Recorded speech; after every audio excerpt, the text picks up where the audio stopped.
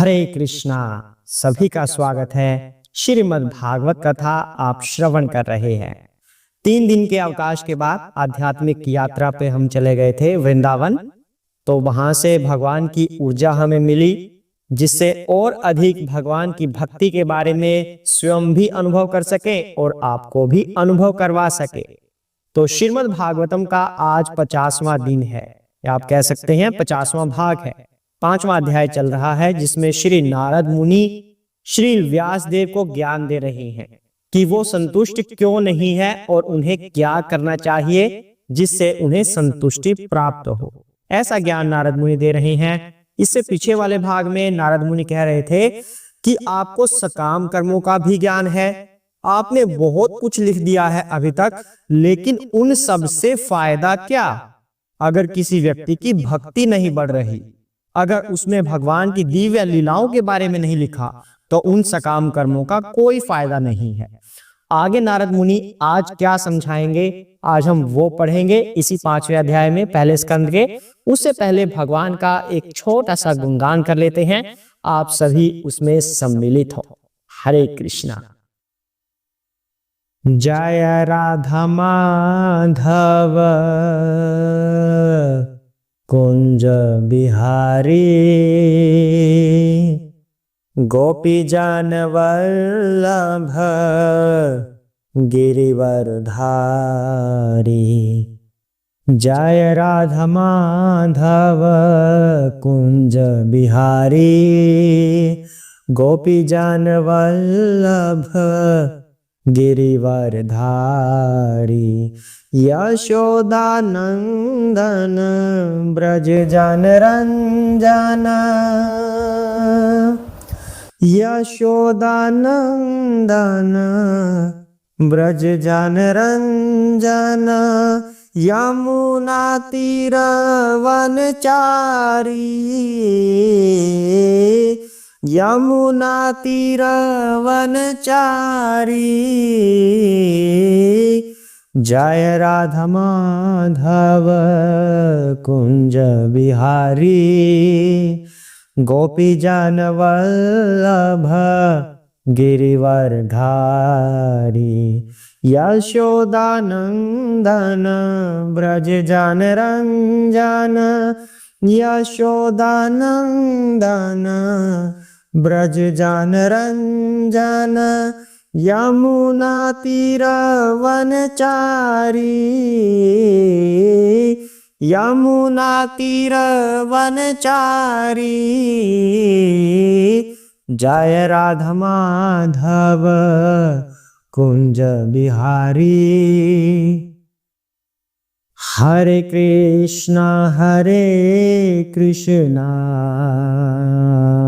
कृष्णा कृष्णा हरे हरे, हरे राम राम राम हरे हरे। हरे कृष्णा कृष्णा कृष्णा हरे हरे। हरे राम राम राम हरे हरे। हरे कृष्णा कृष्णा कृष्णा हरे हरे। हरे राम राम राम हरे हरे। हरे कृष्णा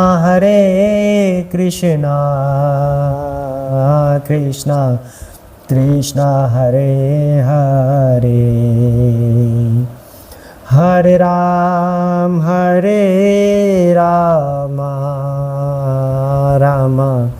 राम हरे हरे।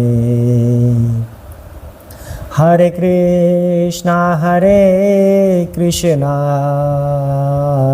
कृष्णा कृष्ण हरे हरे, हरे राम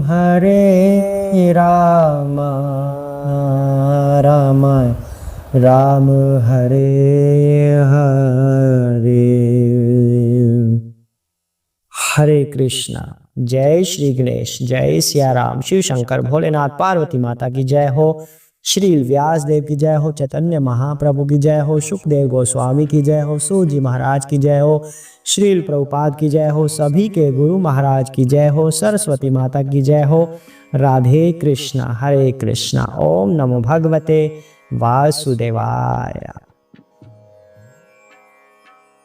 तो आइए आगे पाठ बढ़ाते हैं। श्री नारद मुनि व्यास देव जी को आज और कौन सा ज्ञान देंगे, आज हम वो जानते हैं। सभी बड़े ध्यान से सुनना।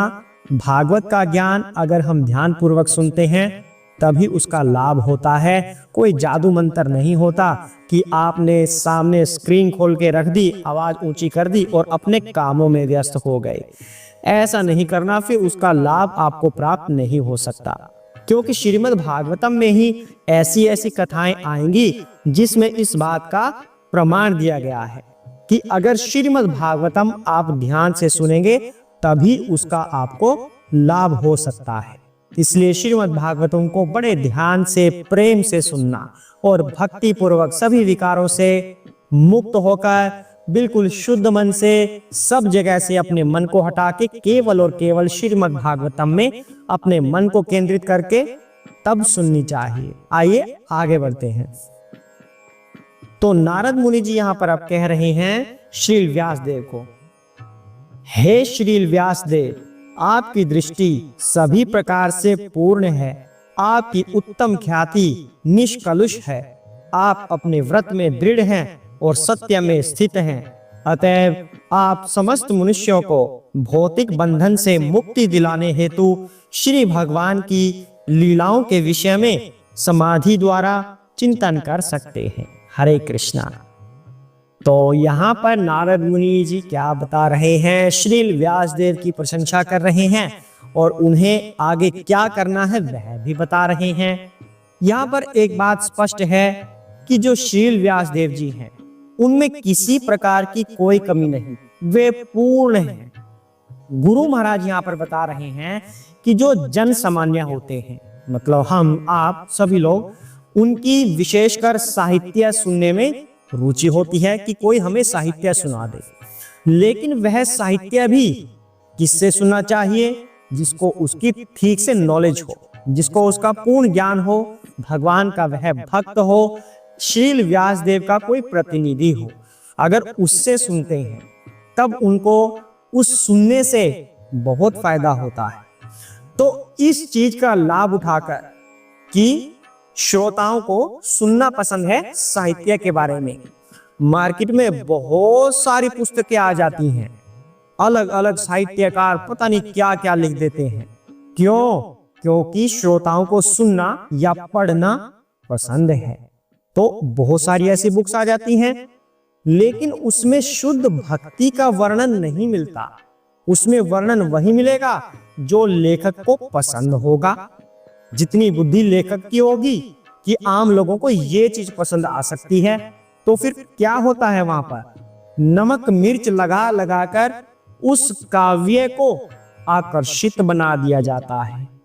अब जैसे कि एक उदाहरण ले लीजिए, जो श्री कृष्ण लीला है वो वास्तव में हुई तो कैसे होती है, लेकिन टीवी सीरियल्स में, जो आजकल सीरियल्स चलते हैं, उनमें क्या दिखाया जाता है जिसका वास्तविकता से कोई संबंध नहीं होता। मतलब भगवान की लीलाएं हुई तो किसी और तरह से, लेकिन उनको दर्शा इस तरीके से देते हैं जो देखने वाले को पसंद आए, उसे आकर्षित लगे।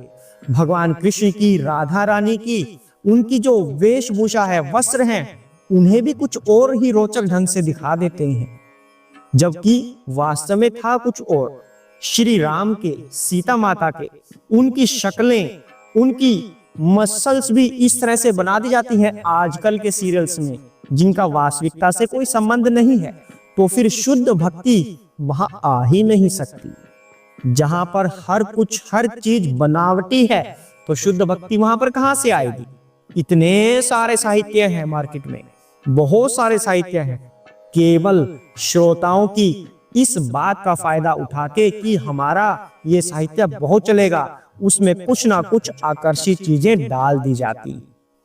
लेकिन शुद्ध भक्ति का वर्णन ना होने से पीढ़ी दर मतलब हजारों पीढ़ियां निकल जाएंगी, लेकिन उनके मोक्ष का कोई भी साधन नहीं बन पाता। जो श्रोता ऐसे पुस्तकों से ज्ञान लेते हैं या उन पुस्तकों के ज्ञाता से अगर ज्ञान लेते हैं जिसमें शुद्ध भक्ति का वर्णन है ही नहीं और शास्त्रों को तोड़ मरोड़ कर कुछ अलग ही ज्ञान उसमें डाल दिया हो, तो इसका मतलब भक्ति शून्य हुआ वह शास्त्र। और उनके ज्ञाता से कोई ज्ञान लेता है तो हजारों पीढ़ियां निकल जाती हैं, लेकिन कोई भी अपने पूर्वजों को मोक्ष दिलाने के लिए काम फिर नहीं कर पाता, क्योंकि ज्ञान ही गलत मिला है, भक्ति उसमें कहीं है ही नहीं। तो इस तरह से अनंत कोटि योनियां व्यक्ति भोगतता रहता है, बार बार अनंत कोटियों में जन्म लेता रहता है, पर मोक्ष की तरफ नहीं बढ़ पाता। तो उस चीज को रोकने की आवश्यकता है। नारद मुनि श्री व्यास देव को यही समझा रहे हैं कि आपने इतना कुछ लिख दिया, सकाम कर्म के बारे में लिख दिया, लेकिन उस सकाम कर्म का फायदा ही क्या है अगर व्यक्ति उससे मोक्ष नहीं प्राप्त कर सकता? सकाम कर्म से क्या होगा? कर्म बंधन में फंस जाएगा व्यक्ति, और अगर कर्म बंधन में फंस गया तो फिर जन्म मृत्यु तो होगी ही, तो मोक्ष कहां पर है? कहीं पर नहीं। तो श्रील व्यास देव जी की प्रशंसा करते हुए नारद मुनि कहते हैं, आप हर तरीके से पूर्ण हैं, आपकी इंद्रियां पूर्ण हैं, आपको किसी चीज की कोई लालसा नहीं है, किसी सकाम कर्म की आपको आवश्यकता नहीं है, और कठिन से कठिन व्रत का पालन आप करते हैं भक्ति के लिए। तो इसलिए आपको जो ये शास्त्र आपने लिखा है भागवत पुराण, ये आपको लिखना ही नहीं चाहिए था। इसके अंदर आपको शुद्ध भक्ति डालनी चाहिए थी। दूसरे साहित्यों को लिखने की कोई आवश्यकता नहीं थी अगर उनके अंदर भक्ति नहीं है तो। इसलिए कोई भी शास्त्र तभी पूर्ण हो सकता है जब उसके अंदर भगवान की दिव्य लीलाओं का वर्णन किया गया हो। इस वजह से नारद मुनि शील व्यास देव को कहते हैं कि इस भागवत पुराण को श्रीमद् भागवतम में आप बदल दीजिए, इसके अंदर भगवान की दिव्य लीलाओं के बारे में आप लिखिए। श्रीमद् भगवत गीता में ये कहा गया है कि जो ये भौतिक जगत है जिसे हम देख रहे हैं, ये पूरी सृष्टि का एक छोटा सा भाग है। भौतिक जगत पूरी सृष्टि का एक छोटा सा भाग है, और जो ये पृथ्वी है, हमारी पृथ्वी, वो इस भौतिक जगत का एक अंश मात्र है। तो इस विश्व में ऐसे हजारों साहित्यकार हुए हैं जिन्होंने हजारों लाखों सालों से श्रोताओं की इस जिज्ञासा को तुष्ट करने के लिए कार्य किया है। इतने सारे हमें साहित्य मिलते हैं, इतनी सारी किताबें मार्केट में मिल जाएंगी, इतने सारे ज्ञाता मिल जाएंगे, सो कॉल्ड ज्ञाता तथा कथित ज्ञाता, जो आपको अच्छी अच्छी बातें सुनाएंगे, जो ऊपर से नमक मिर्च लगाकर आकर्षित लगेंगी हमें, लेकिन कभी भी उनसे किसी व्यक्ति का भला आज तक तो नहीं हुआ। कोई व्यक्ति को शांति प्राप्त हुई हो, किसी को सुख चैन मिला हो इन शास्त्रों को पढ़ के या इस तरह की पुस्तकें पढ़ के, बहुत सारी पुस्तकें आती है ना मार्केट में, तो आज तक इस विश्व में शांति फिर क्यों नहीं हुई अगर वो सब चीजें पढ़कर शांति मिलती है तो। लेकिन एक भगवत भक्त से आप मिलकर देखना, जो श्रीमद् भागवतम पढ़ता है, सुनता है, दूसरों को सुनाता भी है, तो उसमें और बाकी दूसरे भक्तों में जो कुछ और ही पढ़ते हैं, तो दोनों में देखना कि कौन व्यक्ति आपको शांत ज्यादा दिखता है। ज्यादा को भी अगर हटा दे तो कौन व्यक्ति शांत आपको दिखता है, ये भी चेक कर सकते हैं। तो श्रीमद् भागवतम और भगवत गीता, ये ऐसे दो शास्त्र हैं जिसमें भगवत गीता भगवान की वाणी है, जिसका अंकन श्रील व्यास देव ने किया, और श्रीमद् भागवतम जो भगवान की दिव्य लीलाओं के बारे में बताता है, जिसे श्रील व्यास देव को रचना है। नारद मुनि ऐसा कह रहे हैं कि आप उसकी रचना करो, और आज की तिथि में हमें वो प्राप्त भी है। तो ऐसा नारद मुनि श्रील व्यास देव को समझा रहे हैं कि आप पूर्ण रूप से ज्ञानी हैं, आपकी इंद्रियां तुष्ट हैं, पूर्ण हैं आप और दृढ़ व्रती भी हैं। और जिस व्यक्ति की इंद्रियां तुष्ट होती हैं वही व्यक्ति दूसरों को इंद्रियों को कंट्रोल में रखने की सलाह दे सकता है। वही दूसरों की इंद्रियों को तुष्ट कर सकता है जिसकी स्वयं की इंद्रियां तुष्ट हो। जबकि संसारी व्यक्ति के काव्यों में तुष्टि की कोई बात हो ही नहीं सकती, क्योंकि उनका मेन मकसद क्या होता है? अर्थ कमाना। अधिक से अधिक प्रसार करो, अधिक से अधिक पुस्तकें छापो और धन कमाओ। तो उनकी खुद की इंद्रियां तुष्ट नहीं है तो फिर वो दूसरों को कैसे तुष्टि दे सकते हैं? श्रीमद् भागवतम एक ऐसा ग्रंथ है जिसको लिखने वाले श्री व्यासदेव जी स्वयं तुष्ट हैं, पूर्ण रूप से मुक्त हैं। जो व्यक्ति मुक्त होगा वही दूसरे को मुक्ति के लिए बता भी सकता है। तो इसलिए नारद मुनि श्री व्यासदेव को कहते हैं कि आप भक्ति के बारे में लिखिए, क्योंकि आप पूरी तरह से सक्षम हैं भक्ति के बारे में लिखने के। आगे क्या कह रहे हैं नारद मुनि, आगे जानते हैं। श्री भगवान से अलग दिखने वाली जिस भी वस्तु का आप वर्णन करना चाहते हो वह विभिन्न रूपों, नामों तथा परिणामों के रूप में प्रतिक्रिया द्वारा मन को उसी प्रकार आंदोलित करने वाला है जिस प्रकार आश्रय विहीन नाव को चक्रवात आंदोलित करता है। हरे कृष्णा। तो यहाँ पे नारद मुनि क्या बता रहे हैं? गुरु महाराज ऐसा कह रहे हैं कि श्री व्यासदेव जी वो हर तरह से पूर्ण है। सभी तरह के वर्णन उन्होंने किए हैं, सभी पुराण उन्होंने लिखे हैं। तो क्या क्या उन्होंने बताया है? उन्होंने सकाम कर्म के बारे में बताया, योग शक्ति के बारे में बताया, मीमांसा के बारे में बताया, भक्ति के बारे में उन्होंने बताया। तो अनेक चीजें श्री व्यासदेव जी ने हमें दे दी हैं। इसके अतिरिक्त अलग अलग पुराणों में अलग अलग देवताओं की पूजा के बारे में भी बता दिया है। जब इतने सारे देवताओं के बारे में व्यासदेव जी ने बता दिया तब क्या हुआ? उसका परिणाम ये हुआ कि जो साधारण लोग हैं उनके मन में एक संशय पैदा हो गया, कंफ्यूजन क्रिएट हो गया कि अब हम किसकी पूजा करें। हिंदुओं के तो बहुत सारे देवता हैं जी, हिंदुओं का तो कोई सिस्टम ही नहीं, किस देवता की पूजा करें? उन्हें स्वयं को पता नहीं कि हमारे भगवान कौन है। ऐसी ऐसी बातें मार्केट में होने लगी। तो श्री व्यासदेव जी ने जो इतने सारे पुराण लिख दिए और अलग अलग देवताओं की स्तुति के बारे में भी बता दिया, इससे जन सामान्य में इस तरह की भ्रांति उत्पन्न होने लगी। इससे क्या हुआ? उनका मन भगवान में केंद्रित नहीं हो पा रहा, क्योंकि जब उनके मन में इस तरह का कंफ्यूजन आ गया कि कौन बड़ा है कौन छोटा है, किस देवता की पूजा करें, हनुमान जी की करें, शिव जी की करें, माता की करें, श्री राम की करें, कृष्ण की करें, विष्णु की करें, किसकी पूजा करें भाई? इतने सारे देवी देवता हैं, 33 कोटि देवी देवता, किस किस की पूजा करें? कुछ समझ नहीं आता। कभी वो वाले गुरु कहते हैं हमारे वाले की करो, कभी वो वाले गुरु कहते हैं हमारे वाले की करो, हमारे बड़े हैं, हमारे वाले ने सारी सृष्टि बनाई। तो सब फिर अपनी अपनी तरफ खींचने लगते हैं। पर जो प्रमाणिक गुरु होंगे वो हमेशा सत्य कहेंगे, वे केवल अपना अपना नहीं कहेंगे। जो सत्य होगा वही कहा जाएगा। तो इतने सारे पुराण लिखने की वजह से ये भ्रांतियां उत्पन्न हो गई और व्यक्ति का मन स्थिर नहीं हो पाता। ऐसा यहाँ पर गुरु महाराज बता रहे हैं। और नारद मुनि भी कुछ इसी तरह की बात श्री व्यासदेव जी को समझाने का प्रयत्न कर रहे हैं।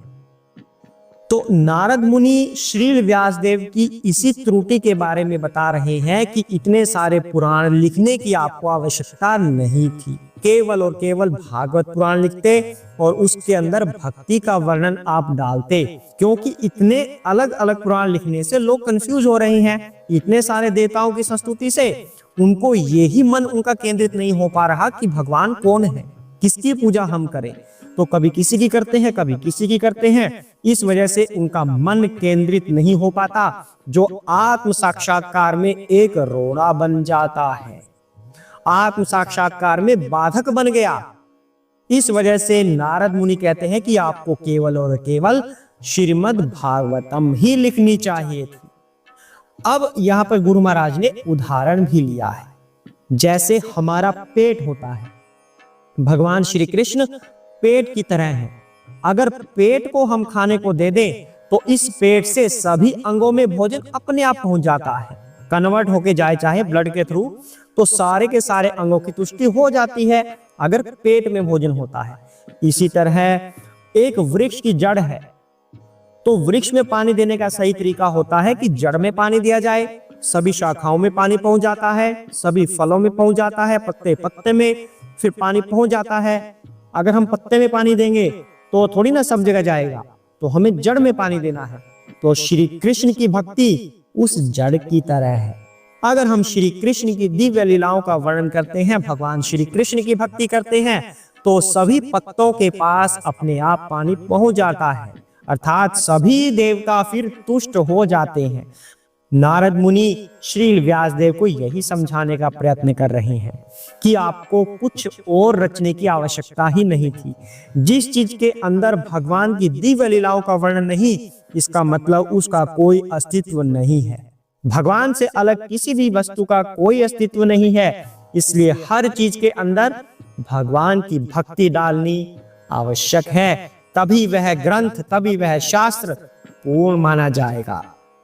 और यहाँ पर एक बात और बताई जा रही है कि जो ये अलग अलग देवताओं की स्तुति है, इससे बहु देवतावाद को बढ़ावा मिलता है।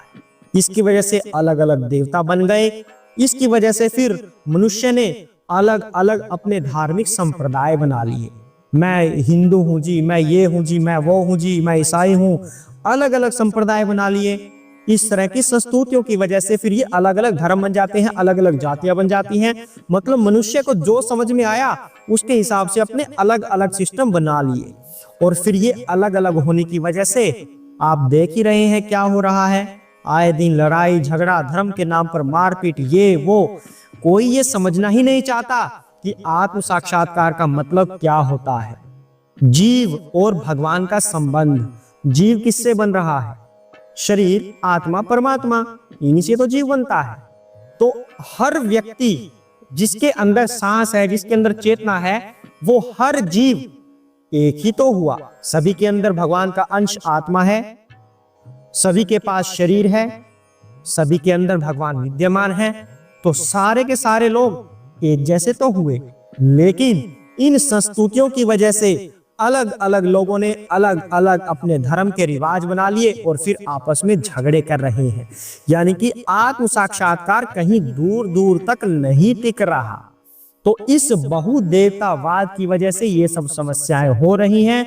न श्री नारद मुनि कह रहे हैं कि आपको ऐसा कुछ भी लिखना नहीं चाहिए था, आपको केवल और केवल श्रीमद् भागवतम लिखनी चाहिए थी, जो आत्म साक्षात्कार में सहायक है और व्यक्ति को या जीव को, यहां तक कि जीव ही नहीं, ब्रह्मांड के हर जीव की बात हो रही है, केवल पृथ्वी की नहीं, अनंत कोटि ब्रह्मांड के सभी जीवों के लिए श्रीमद् भागवतम मोक्ष का एक साधन है। अगर जीव को शांति चाहिए और जीवन मरण से छुटकारा चाहिए तो श्रीमद् भागवतम एकमात्र ऐसा शास्त्र है जो आपको शांति और मोक्ष दिला सकता है। हमें चाहिए ही क्या जीवन में? हम दिन रात भाग दौड़ करते हैं, मेहनत करते हैं इसी के लिए ना कि हम खुश हो सके, हमें शांति प्राप्त हो, हमारी चिंताएं मिट सके। पर मिटी क्या? नहीं मिट रही। इस भाग दौड़ से शांति नहीं आ सकती, खुशी नहीं आ सकती। जब तक भगवान की दिव्य लीलाओं के बारे में हम श्रवण नहीं करते, उसमें ध्यान नहीं लगाते, आत्म साक्षात्कार जब तक हमें नहीं होगा तब तक शांति प्राप्त नहीं हो सकती। जब हमें अपनी स्थिति का पता चल जाएगा कि हम वास्तव में हैं कौन और हमारा उद्देश्य क्या है, जब हमें अपना उद्देश्य पता चलेगा तब हमें यह अनुभव होगा कि हम तो व्यर्थ की भाग दौड़ में भागे जा रहे हैं। उद्देश्य तो है वो और हम भाग रहे हैं यहाँ, तो इसका मतलब हम व्यर्थ में अपना टाइम खराब कर रहे हैं। हमें अपने उद्देश्य की तरफ चलना चाहिए। और जैसे ही ये समझ में आया तो इस विषय को हमने छोड़ दिया जिसके पीछे हम भाग रहे हैं। फिर जहां हमें भागना चाहिए उस विषय में हम लग जाएंगे और उस विषय में शांति ही शांति है, इस विषय में अशांति है। तो व्यक्ति श्रीमद् भागवतम सुनकर शांति की तरफ चलेगा और हमेशा हमेशा के लिए इस जीवन मरण के चक्र से छूट सकता है। श्री नारद मुनि व्यास देव जी को यही समझा रहे हैं। और हमें क्या समझना चाहिए इस बात से? हमारा मैसेज भी क्लियर हो रहा है कि भौतिक रूप से जितनी आवश्यकता हमें है, बेसिक नीड्स, उसको पूर्ण करना आवश्यक है ताकि हमारा शरीर चल सके और इस शरीर का प्रयोग हम भक्ति के लिए करें। इसलिए हमें सब चीजों की आवश्यकता पड़ती है, खाना पीना रहना, इन चीजों की आवश्यकता केवल यही तक है कि शरीर का निर्वाह हो सके। पर शरीर का निर्वाह करना क्यों है? ताकि इससे हम भक्ति कर सके और भक्ति के मार्ग पर चल सके, भगवान कृष्ण की दिव्य लीलाओं का श्रवण करें, भगवान के बताए हुए रास्ते पर हम चलें, सभी नियमों का हम पालन करें। इस तरह से अपना जीवन हम व्यतीत करें, तभी हम शांति को प्राप्त करेंगे और चरम लक्ष्य को हम प्राप्त कर सकेंगे। आज के लिए इतना ही करते हैं। आशा करते हैं आपको समझ आया होगा, नहीं भी आया तो पूछ लीजिए। ओम नमो भगवते वासुदेवाय। हरे कृष्णा।